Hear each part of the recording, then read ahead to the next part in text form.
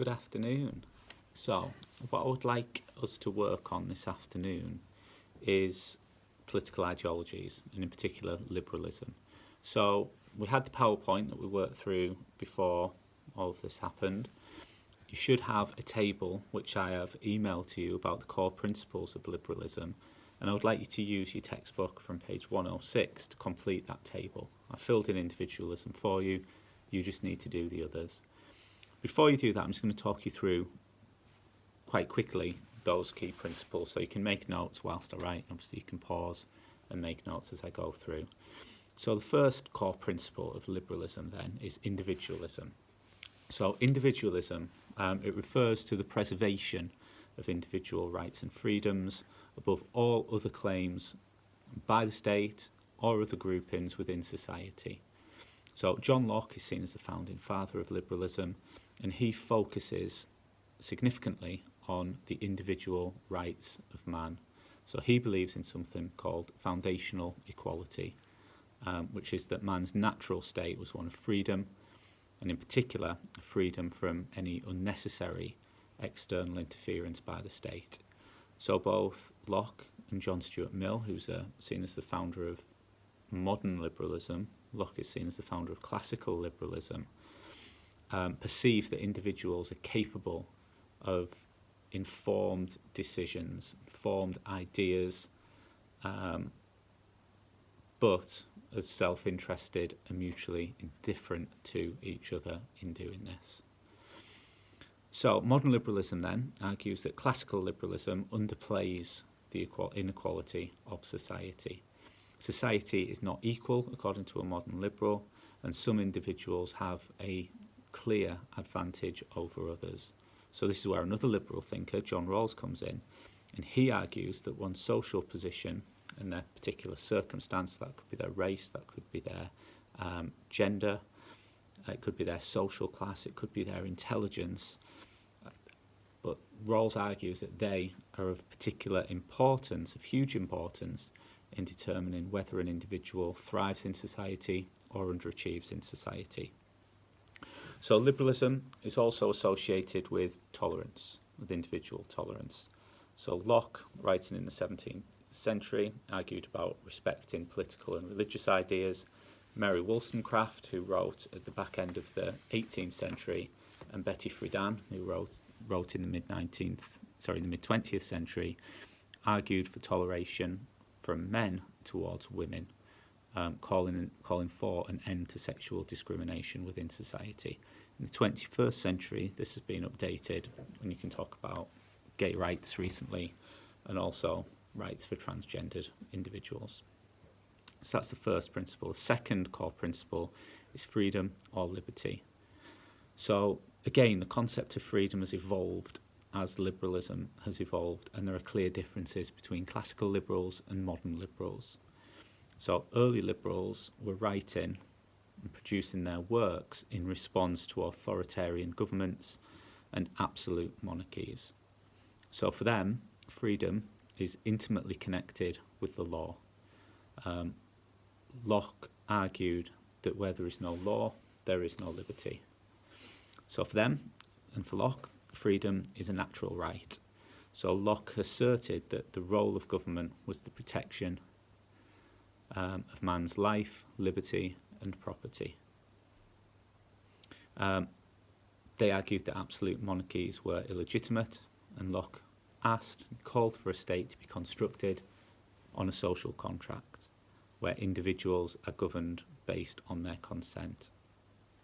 If a state broke this contract by not protecting or enhancing the natural rights of its citizens, then people were within their rights to withdraw their consent and replace the government if that's what needed to be done.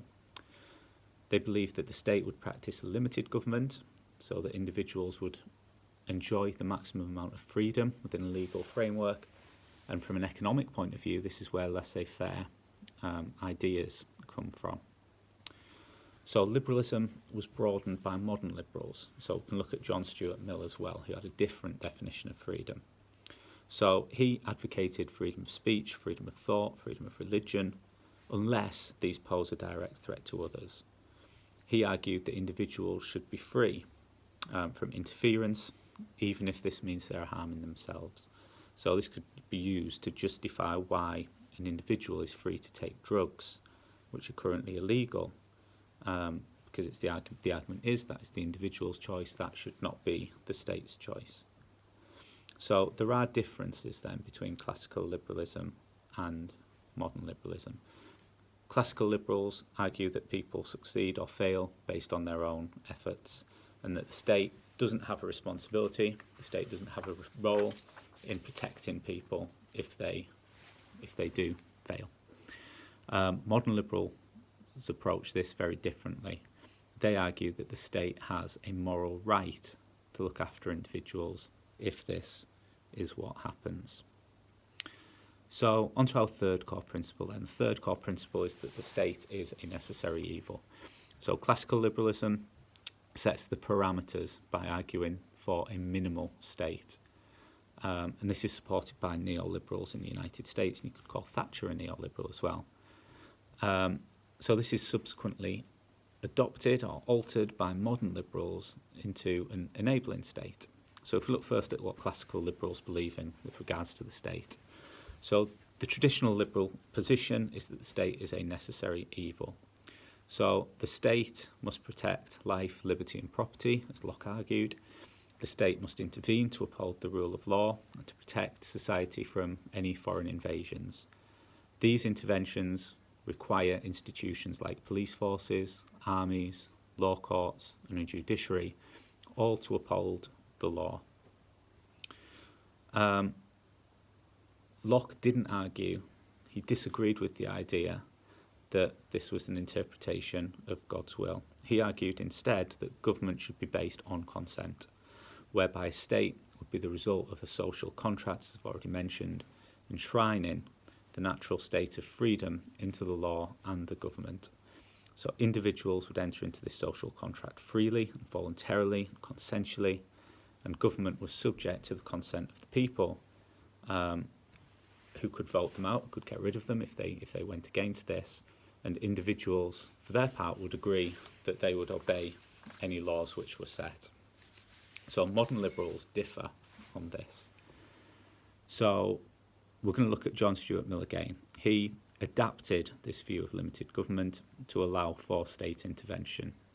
This is to assist the poor who are experiencing injustice in society and also economic injustice as well. So their argument was that the state should promote an equality of opportunity through education and through reductions of inherited privilege. Mill argued that the state should organise welfare to help those who are unable to defend themselves against deprivation, so people who are unemployed, people who are disabled, people who are in old age. Keynes adopted this, so we're looking at Keynesian economics. So Keynes argued against, this is John Maynard Keynes, he argued against the idea of laissez-faire. He argued that the government should manage the economy to try and secure full employment so that every citizen has a job if they want one. Okay, so on to the next core principle, which is rationalism. So ultimately, liberals have a more positive view of human nature, and this involves us as rational thinking individuals. So liberals believe that we are capable of reason and of logic. So liberals believe that rationalism enabled individuals to define their own best interests and to make their own moral choices. These moral choices will be free from external authorities such as the state or the church. Liberals have more confidence in our intellectual ability, particularly than conservatives. So they argue that we can construct theories and we can create a progressive society. So rationalism, short one. On to equality and social justice. So liberalism was initially focused on this idea of foundational equality. What I mean by foundational equality is this premise that all individuals are born with equal rights. So there are numerous examples of foundational equality in practice today, the two that we're going to be looking at over the course of the course. the US Bill of Rights and the UK's involvement in the Human Rights Act. So these both protect what liberals would consider to be natural, inalienable rights of individuals. So modern liberalism is the strand of liberalism most associated with supporting full foundational equality for individuals regardless of their religion, their gender, or their race.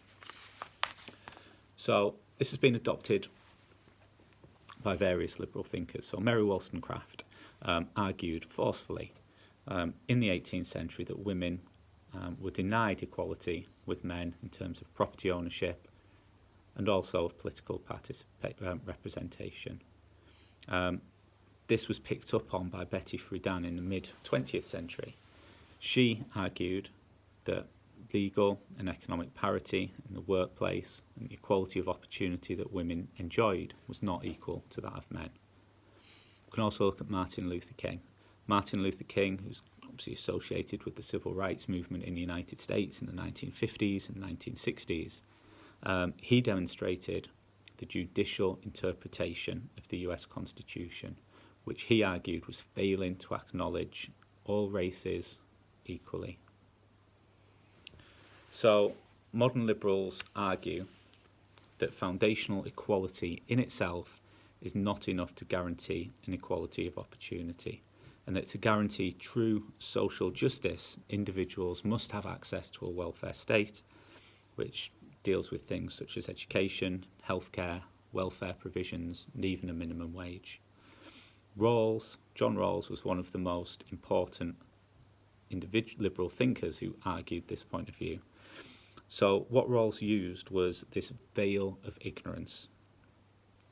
And it's completely fictional, but he claimed that if individuals were asked to choose what type of society they wanted to live in, and they were ignorant of their own circumstances, they would choose a society where there was very little inequality. So Rawls's concept of social justice was that inequality in capitalist societies could be justified as long as those who do well economically do not do so at the expense of the less well off. In other words, individuals should not be allowed to prosper at the expense of others. So although society is a meritocracy, we each rise to the position that merits the efforts, the intellect we have, it will produce unequal outcomes.